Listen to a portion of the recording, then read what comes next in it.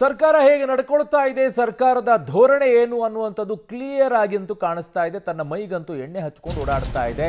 ತನ್ನ ಮೇಲಿರುವಂಥ ಆರೋಪವನ್ನು ಇನ್ನೊಬ್ಬರ ಮೇಲೆ ಹಾಕ್ತಾ ಇದೆ.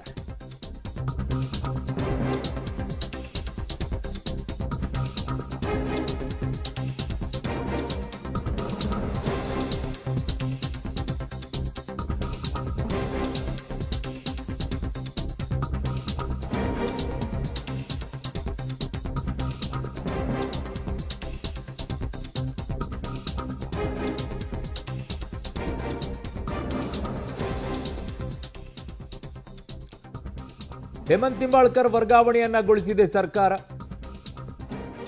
ನಿನ್ನೆ ರಾತ್ರಿ ದಯಾನಂದ ಸಸ್ಪೆಂಡ್ ಮಾಡಿತ್ತು ಸರ್ಕಾರ ಕಮಿಷನರ್ ಅವರನ್ನು. ಈಗ ಇವರನ್ನು ವರ್ಗಾವಣೆ ಮಾತ್ರ ಮಾಡಿದೆ. ಕೇಳ್ತಾ ಇರುವಂಥ ಪ್ರಶ್ನೆ ಇಷ್ಟೇ, ಅವರನ್ನು ಅಮಾನತುಗೊಳಿಸೋದಾದರೆ ಇವ್ರನ್ನ ವರ್ಗಾವಣೆ ಮಾಡುವಂಥ ಶಿಕ್ಷೆ ಯಾಕೆ?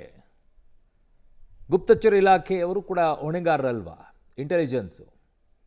ಸೊ ಹಾಗಿದ್ದಾಗ ಇವ್ರನ್ನ ವರ್ಗಾವಣೆ ಮಾಡೋದಾದರೆ ದಯಾನಂದ್ ಅವ್ರನ್ನ ಸಸ್ಪೆಂಡ್ ಮಾಡಿದ್ದು ಯಾಕೆ? ಹಾಗಿದ್ದಾಗ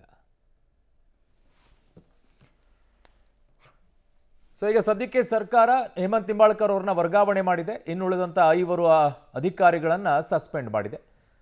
ಸೊ ಈಗ ವರ್ಗಾವಣೆ ಮಾಡಿ ಆದೇಶವನ್ನು ಸರ್ಕಾರ ಹೊರಡಿಸಿದೆ.